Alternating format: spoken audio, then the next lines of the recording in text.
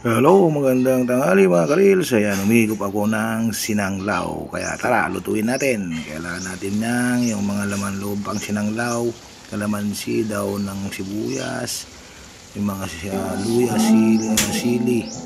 Kaya tara, maglagay na tayo ng mantika. Painitin natin. At iyan na natin yung mga luya, sibuyas, bawang, at yung ginayat kong sili.